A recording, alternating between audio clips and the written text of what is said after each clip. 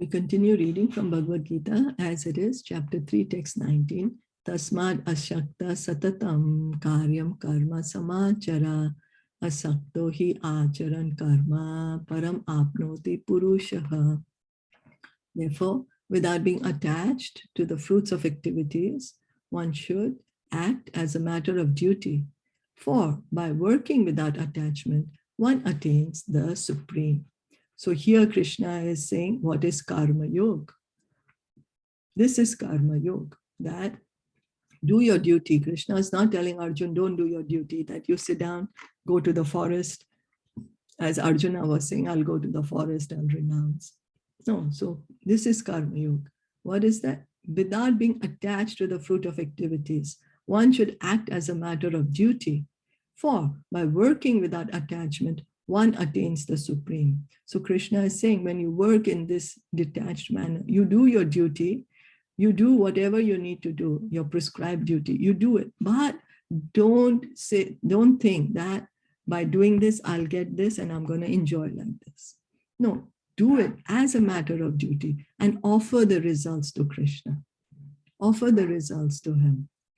Connect the results to him. See everything in relation to him. Then what happens is then our attachment is not going to be to the fruits. Our attachment will not be to the enjoying the senses, but our attachment will be to Krishna.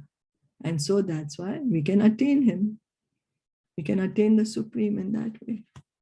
Because whatever is our attachment, Krishna, he is Bhaktavatsal. Whatever is our desire, he fulfills. Whatever is our attachment, he fulfills that. So how can we transfer? We like to work, we are attached to work, but now we want to get attached to Krishna. So how do we find a balance between two? So Krishna is saying, you work, don't give up work. How will you maintain yourself if you don't work? You need to work. So you work and you offer the result to me. The Supreme is the personality of Godhead for the devotees and liberation for the impersonalists. So there are two classes of transcendentalists. You know, what destination are we looking for? If we are looking for the destination of being situated in the Brahman, the Brahma Jyoti, then that is the impersonalist. And that is, the impersonalist says that is the supreme for them, being situated in the Brahma Jyoti, in the Brahman platform. And what is the supreme for the personality of bhaktas? What is the supreme for the bhaktas, the devotees? Is the person, Krishna, the supreme person, personality of Godhead. Why? So because the devotees, they understand that the Brahman is there. They understand that the Brahman is the light coming from Krishna. They understand that in Brahman there is peace, there is happiness, but they still don't want to be in the Brahman. Why? They want to go beyond the Brahman into the spiritual planet. Why? Because Krishna is there. The person Krishna, he's so wonderful, he's so loving. And the devotees want to be with wonderful Krishna, with sweet Krishna, and to have this loving relationship with him. You know, Krishna is always with his devotees. It's not that when we go to the spiritual world, it's going to be only us and Krishna, and I'm going to enjoy Krishna as to my best of my ability. No, Krishna is there surrounded by so many devotees, so many associates, you know, and then we are one part of that. So a person, therefore, acting for Krishna or in Krishna consciousness under proper guidance and without attachment to the result of the work is certainly making progress toward the supreme goal of life. So we make a lot of goals. We make health goals, we make economic goals, we make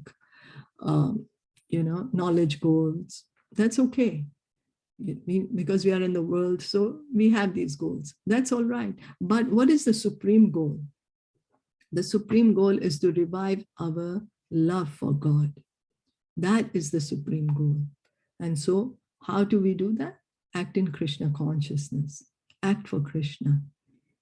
And under proper guidance, means under the guidance of the spiritual master, without attachment to the result. Without attachment. Whatever it is, the result is given by Krishna. Let me just do my work, whatever I need to do. The result is always bestowed by Krishna. It's not, we are not the cause of the result. We are, the result is given by Krishna. What is our duty is we work. That's all. Arjuna is told that he should fight in the battle of Kurukshetra for the interest of Krishna because Krishna wanted him to fight. To be a good man or a non-violent man is a personal attachment, but to act on behalf of the Supreme is to act without attachment for the result. So Arjuna wanted to be a moral man, non-violent. He was thinking, I don't want to kill. If I kill, I'll become sinful. Family tradition will be lost. How will I enjoy the kingdom? So he had all these reasons for not fighting. So why? He had these reasons because he was attached to the result. He was thinking, I'll fight and this will happen and this is what will I feel as a result of the fight. This is how will I feel. This is what will I experience. So Krishna is saying, you don't worry about that. You just fight for my pleasure. I'm asking you to fight, you fight. Whether you win, whether you lose, you don't worry about that. That is perfect action of highest degree, recommended by the Supreme Personality of Godhead, Sri Krishna. That is Krishna's proposal. Do karma yoga. Whatever position we are in, we do our duty without being attached to the result, offering the result to Krishna.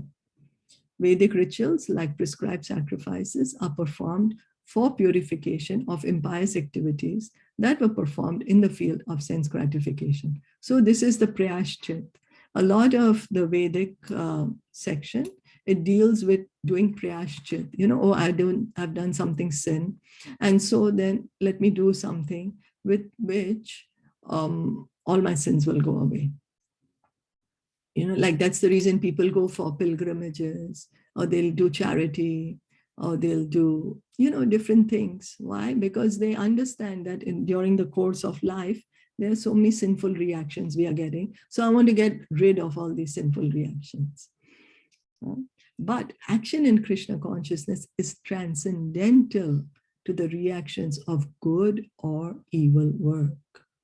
A Krishna conscious person has no attachment for the result, but acts on behalf of Krishna alone.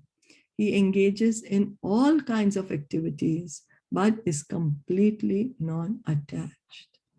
So why a person in Krishna consciousness is transcendental? Because he's not attached to the result at all. Whatever happens. Prabhupada went to America. He didn't know how how many people are going to take up the Krishna consciousness movement, how many people will follow it. He didn't know. He didn't go with that intention. He just went, let me serve my Guru Maharaj. I have been given this service. Let me do this service. That's all. How can I please you, my dear Krishna?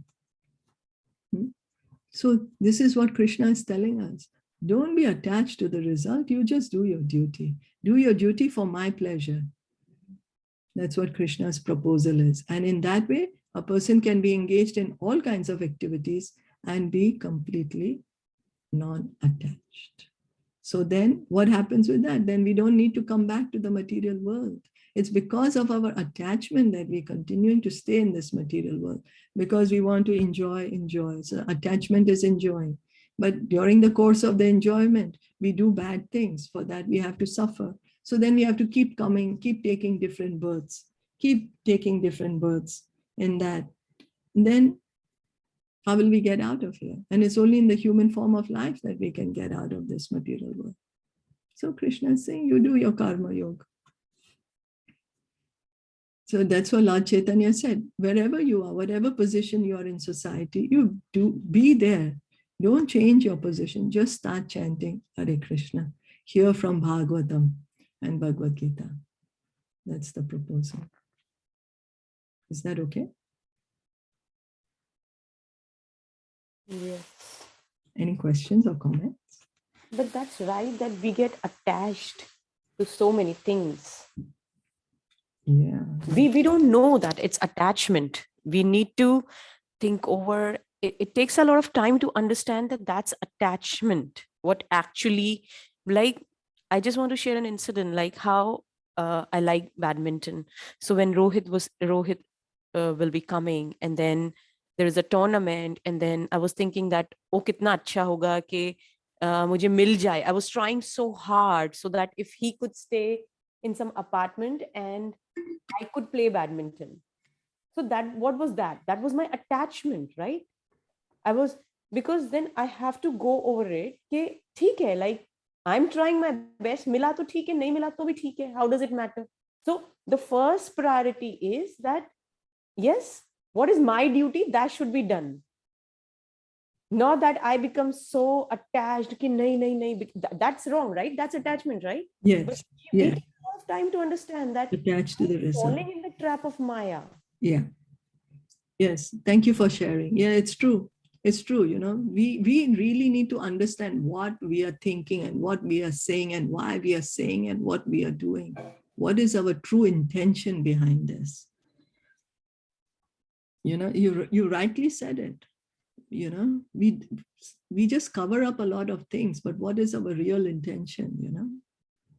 And then I took out my name. I just removed my name. I said that I'll remove my name for this time because I'm not sure and I don't want to keep on thinking, because if I do that, then I'm wasting whole of my whole month in just meditating on that, thinking on that. And that's not going to make any sense at all.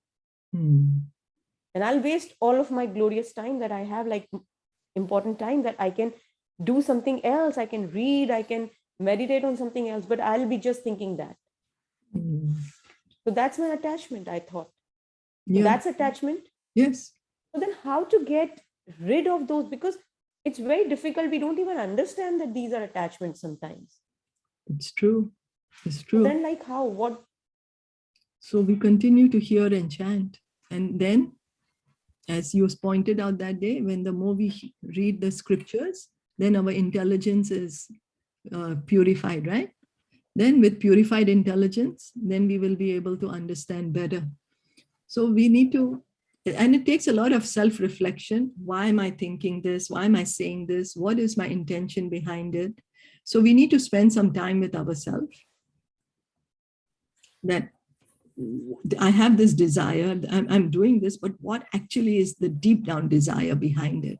Although I'm saying something else to the world, I'm pretending something else, but what is actually it, you know? Yeah. So we need to spend a bit time with ourselves also to self-reflect. But thank you, like as you pointed out things and you asked us to reflect and think, and then yes, that has helped a lot. Think twice before reacting, before speaking. Like, yeah, still not perfect, but at least we will just think that, yeah, what is said to us, we should just think about it. Yeah, in the process, right? We are all in the process. Yeah, just on a process. Yeah, but yeah, it's important, you know. Guru Maharaj always says we have to be first self-conscious before we can even get Krishna conscious. You know, what am I doing? How is my words affecting another? How is my action affecting another person? You know, we need to think that. Yes. How is my thoughts? So that's the reason what we hear is very important, because what we expose ourselves to, not only here, what we see, what you know. So here, what we hear, what we see is very essential, because we'll have that kind of thoughts. And then that will influence our thoughts. Then those thoughts will influence our words. We will somehow or the other speak them out. And then those words will influence our actions.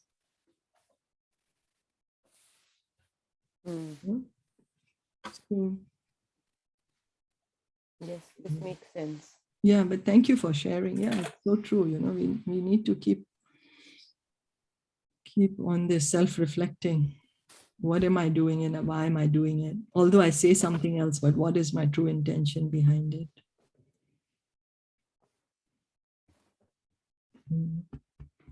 Thank you. Yeah, thank you. Srimad Bhagavad Gita ki jai, Srila Prabhupada ki jai, Gaur Premanande, Hari Bol, Hare Krishna. Hare Krishna. Krishna.